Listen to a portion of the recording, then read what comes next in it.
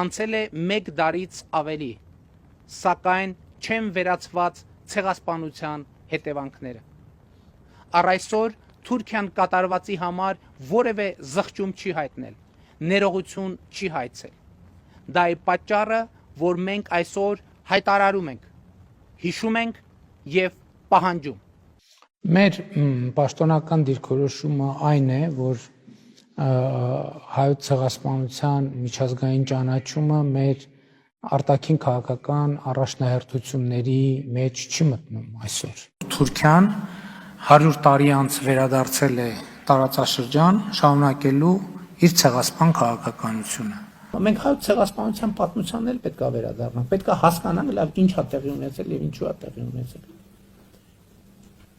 Եվ ինչպես ենք մենք դա ընկալել, ում միջոցով ենք ընկալել։ Հայոց ցեղասպանության միջազգային ճանաչումը մեզ համար կարևոր է ոչ միայն պատմական ճշմարտության արձանագրման առումով, այլ նաև որպես ցեղասպանությունների կանխարգելման գլոբալ շարժման մի կարևոր բաղադրիչ։ Ոնց է որ 1939 թվին հայոց ցեղասպանության օրակարգ չի եղել եւ ոնց է որ 1950 թվին հայոց ցեղասպանության օրակարգ հայտնվել է։ Արևմտյան Հայաստանը ամբողջությամբ հայաթափվեց։ 1.5 միլիոն մեր հայրենակիցներ սպանվեցին։ 100 հազարավոր հայեր դարձան գաղթական, զրկվելով իրենց պատմական հայրենիքում ապրելու իրավունքից։ Մենք ապրում ենք մեր հայրենիքում եւ մենք մեր ճակատագիրը որոշողը չենք։ Մենք ընդհանրապես ոչ մի բան որոշող չենք։ Եվ այդ որոշողը իսկ ով է որոշողը։ Որոշողը պետությունն է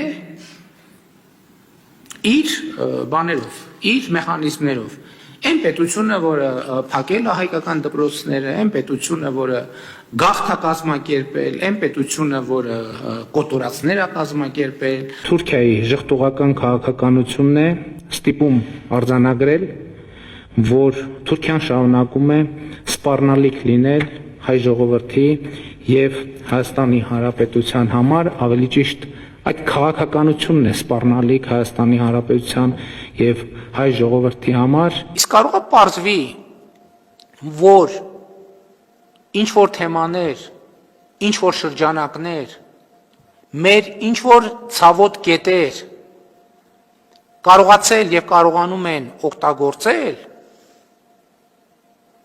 մեր հայրենիքում, Հայաստանի Հանրապետությունում, մեր անկախ ինքնիշխան պետություն ունենալը անհնար դարձնելու համար։